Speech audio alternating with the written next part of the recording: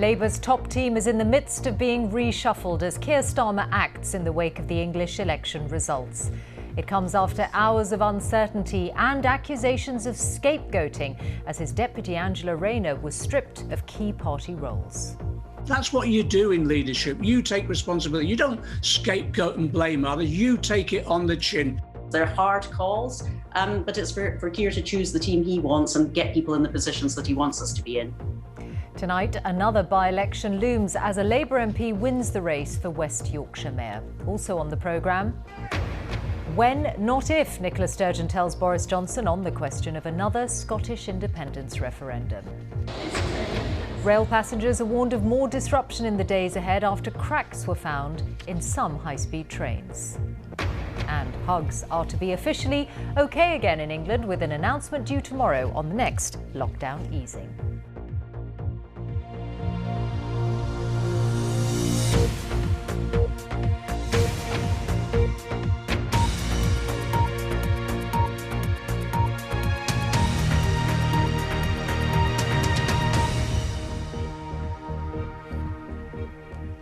Good evening. In the last hour, the Labour leader Sir Keir Starmer has begun calling members of his top team as he carries out a reshuffle in the wake of the election results in England. He'd already faced accusations of seeking to shift the responsibility onto others as he stripped the deputy leader Angela Rayner of her campaign responsibility roles. Well, let's go live now to our political editor Laura Koonsberg. Laura, what are you hearing?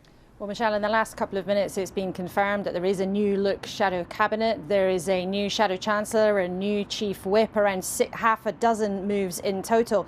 But reshuffles are meant to be a day when leaders can show their authority, they can show that they are in control, that they are in charge. But in the wake of some pretty tough election results on Thursday, instead for Keir Starmer, it's been a day that's been messy, that some Labour sources have described even as mayhem. Our report tonight contains some flashing images. Morning, Mr. Starmer. Tense and tight-lipped. Is removing Angela Rayner as party chair you taking responsibility? No day of rest this Sunday. Is this the first of many changes, Mr. Starmer? After some awful election results, Keir Starmer's edged out his deputy Angela Rayner as party chair, sparking a messy dispute. Was she sacked or offered a different job? With no clarity from the leaders' team. Some Labour MPs around the country baffled and angry. We need to know that this is an individual that has a game plan for taking us forward. And at the moment, that isn't clear. So I think he needs to up his game. For Labour here, shadow ministers hanging by the phone to find out about their job. Leaders do make those decisions. They're hard calls, but it's for Keir to choose the team he wants and get people in the positions that he wants us to be in. And others demanding much faster change. We can't just saunter our way back into power. We have to show the country that we get the message that we were told and act absolutely decisively. Mayor for the West. Tonight, Labour had something to cheer. A new mayor for West Yorkshire. And some celebrations in West Sussex. Even some gains in Oxfordshire. The party nibbling around the edges in some traditional Tory parts of the country. Yet they've taken a hammering in many areas they used to see as their own, losing Durham Council for the first time in 100 years. And rather than set out a compelling plan today of how to get out of the mess, Labour's been clouded by this spat, the opening move of a reshuffle gone wrong. What public relations genius just thought this was a good move on the very day, actually, we were having successes? Instead of strengthening their grip and power up in the leader's office, Keir Starmer's team has been holed up for hours and hours, stuck over what to do, rather than making calls to announce the new and they hope improved shadow team. These elections were the first for Labour, with Keir Starmer in charge, and the first since the party received a drubbing in 2019. There were some pockets of progress, but overall the picture was still tough. So this shuffling and shifting of his top team was meant to be part of an effort to show he can change, and he's decisive and determined that the party can punch their way out of the slump. But instead, it's been a day for Labour of delay and dispute. Any news on the reshuffle? Home after a long, difficult, maybe damaging day's work. After all the wrangling, the reshuffle is done. The shadow cabinet due to meet tomorrow after all the strife over who would be invited. Back at the office, Lights burned long into the evening. Resentment burns long in Labour too. Well, more from Laura now. Laura, what do you make of the key changes and what do they suggest? Well, it's not an enormous sweeping reshuffle on some kind of vast scale, but there are some particular changes of note. First of all, Angela Rayner, the deputy of the Labour Party, who the bust-up with Keir Starmer sort of began all the bitterness and the disputes of this reshuffle today, she will actually go to another big job. She'll be the Shadow Chancellor of the Duchy of Lancaster, a fancy name for being somebody very senior indeed in the team who will face off in the House of Commons against Michael Gove. The Shadow Chancellor, Annalisa Dodds, has been demoted to become the party chair. She will be replaced by Rachel Reeves, somebody who's been prominent in Labour circles for a long time, not somebody who's identified with the left of the party in any way. And one other thing, perhaps not a huge household name, but a name that really matters around these parts, is the veteran Chief Whip, Nick Brown, is out. Now, he's put out a statement saying that he and Keir Starmer have left things on perfectly decent terms. But in terms of the machinations of how this place works, his departure is something that really will matter. This has certainly been not the kind of day that Keir Starmer would have wanted to. A reshuffle is meant to be all about putting a kind of rocket in people's bellies, getting things going, particularly after Labour had a very patchy set of results with some really tough contests, losing ground to the Tories in many areas that they like to think of as their own. That said, his allies are saying tonight that he resisted some demands other people were making. He kept his head down. It took longer than they would have wanted and it was messy, but in the end he did manage to get it done. But I think this does give a wobble to Labour sentiment. He has critics on the left who've already used this as an opportunity to pile in and push him to try to change direction. The Shadow Cabinet itself is due to meet tomorrow at noon. One wonders quite what the atmosphere will be like in the room. Laura, thank you very much. Nicola Sturgeon has told Boris Johnson it is a matter of when, not if, there's to be another Scottish independence referendum. The two spoke this afternoon for the first time since pro-independence parties won a majority in the Scottish Parliament. The UK government believes independence was settled in 2014 and that the Scottish government should focus on the post-pandemic recovery. Here's our Scotland editor, Sarah Smith. Nicola Sturgeon congratulating some of her brand new MSPs who'll bolster the increased pro-independence majority in the next Scottish Parliament. Confident she has a strong electoral mandate for an independence referendum, she still might, eventually, face the hurdle of a legal challenge from the UK government. Will you see them in court if you have to have a referendum? Well, I think we should probably just all respect democracy, and the SNP's won the election on a commitment for a referendum when we're through the crisis. We've won that election overwhelmingly, and I think in any normal democracy that would be respected. For now, she's clear her priority is dealing with the pandemic, and she's agreed to meet the Prime Minister for a COVID summit. Nicola Sturgeon clearly doesn't intend to take any steps towards another referendum in the near future. Eventually, though, she does plan to pass legislation through the Scottish Parliament to authorise another vote on independence. If the UK government want to stop that from happening, they may have to challenge in court whether the Scottish Parliament has the legal authority to authorise that referendum. The UK minister charged with keeping the kingdom united is in Scotland, swerving questions on a legal challenge to any referendum. The priority at the moment is not court cases, it's not independence legislation, it is recovery from the pandemic. And to be fair to the First Minister, to be fair to Nicola Sturgeon, during the course of this election campaign, she said that was the single most important thing that we should all be concentrating on. And we should work together as Team UK in order to deal with the pandemic. Is Scotland allowed to leave the UK? Of course it is. It is? Yes. So how? Well, through a legal referendum, which would allow people to make that choice. Votes cast on Thursday appear to show that voters in Scotland are split roughly 50-50 on the question of independence. Anyone eager for another referendum will find they have to be patient. This election result makes it more likely, but not imminent. I would like it to happen soon, but I'm prepared to wait a few more years. It's changed since 2014. Everything's changed, obviously, with the EU, with us being taken out of the EU. So I'd like to see another independence referendum, personally. I think that people have voted for that. Maybe it's a case of hanging on, you know, get ourselves sorted, and then when we're in a good place economically, financially, sociologically, all of that kind of stuff, then yeah. But right now, we're in the pandemic, no. On that, there's widespread agreement. No referendum during a COVID crisis. But in the months and years to come, a political and possibly legal battle over the future of the United Kingdom is looming. Sarah Smith, BBC News, Edinburgh.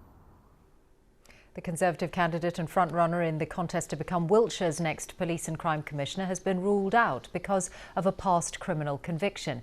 Counting begins tomorrow, but Jonathan Seed will not be able to take up the post if elected because of an historic drink driving offence, and another election would need to be held. Rail passengers are being warned to expect disruption into the working week while investigations continue into cracks in the chassis of Hitachi 800 trains. One company, GWR, is advising against travel on its long-distance routes tomorrow. Katie Austin has the story. This train will not be calling at Llanelli. 183 of these high-speed trains were held back for safety checks after small cracks were found in some. Great Western Railway has been hardest hit. Only 10% of its long-distance service has been running today. I was meant to travel yesterday and that got cancelled twice, so ended up going today. Got to Paddington, not really picking up on the news last night, and then found out that most of the trains had been cancelled. But it's added about an hour. Passengers are being told not to travel on Monday either. We've got 93 of these trains in our fleet, and we need around 60 or 70 to run the kind of levels of service that we would normally do during the week. Yesterday we had 12 of those running, so that gives you an idea. Certainly this is going to impact the early part of next week, and we need to understand more before we know what that will mean for the remainder of it at the moment. There will also be some cancellations on LNER services for the rest of this week. The government has asked the rail industry to urgently set out a plan to resolve the prolonged disruption, and it's asked Hitachi for a safety inspection plan and a longer-term repair strategy.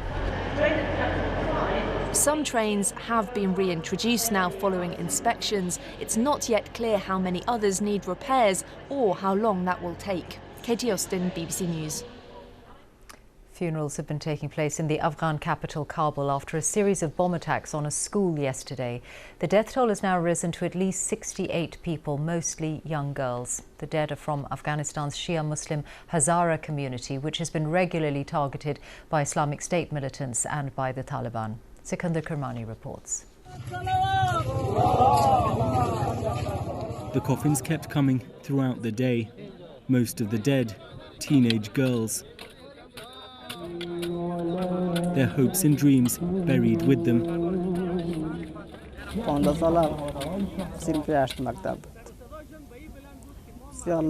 She was very intelligent and never missed a day of school, says the uncle of one 15-year-old. We buried her here today.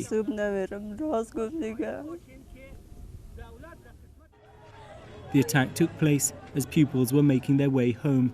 It began with a car bomb outside the school gate. 2 more explosions followed. There's still been no claim of responsibility, but many suspect the Islamic State group is behind the bloodshed. They've repeatedly targeted this minority community of Shia Hazaras in the past too. In hospital corridors, anxious families wait. Many of the victims remain in a critical condition. Tahira described the terror she witnessed. I saw injured people being carried away. Some of them had lost their legs. Some had lost their arms. The street was covered in blood. People were crying. The situation was very bad. Parents were searching for their children. At the scene of the attack, bloodied textbooks and abandoned school bags.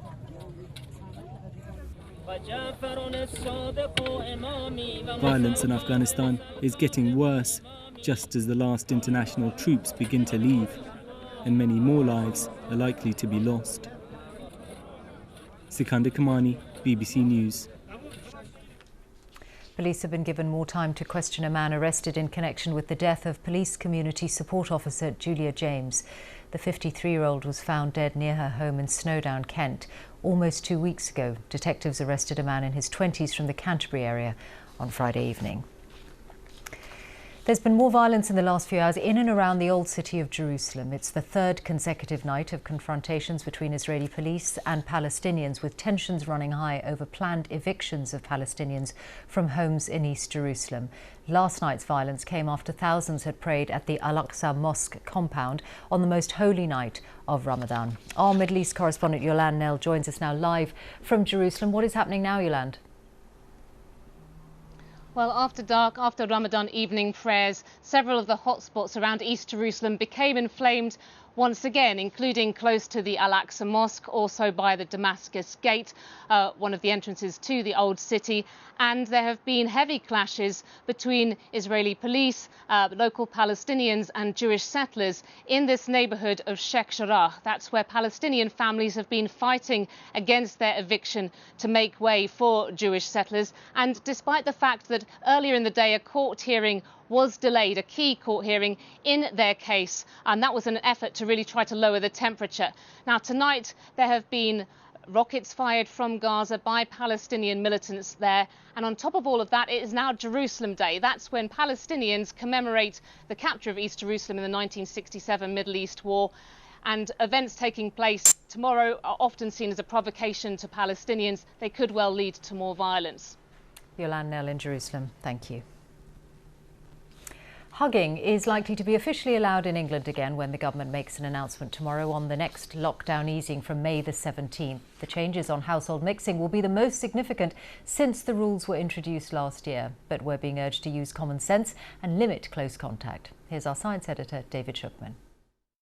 Remember this, the comfort of a hug?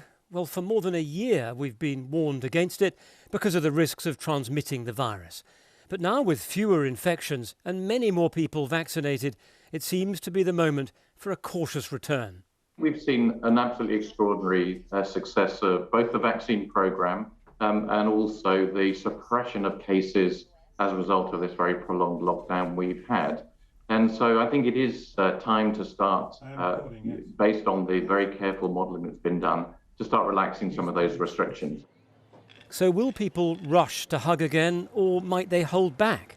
In Newcastle this afternoon, we found a range of views. It's brilliant. Yeah, really looking forward to it. I couldn't help but want to hug my friends here at the table. I've never been a big hugger myself. People know that about me, so I think it won't change much. I will be cautious, but I really am looking forward to hugging the parents and the in-laws and stuff that we haven't done for a long time, and they need it as well, so yeah, it'll be really nice. The Prime Minister is reported as saying that we need to use our common sense when it comes to hugging. So what exactly does that mean? Well, an infected person can release the virus through their breath. So here's the scientific advice.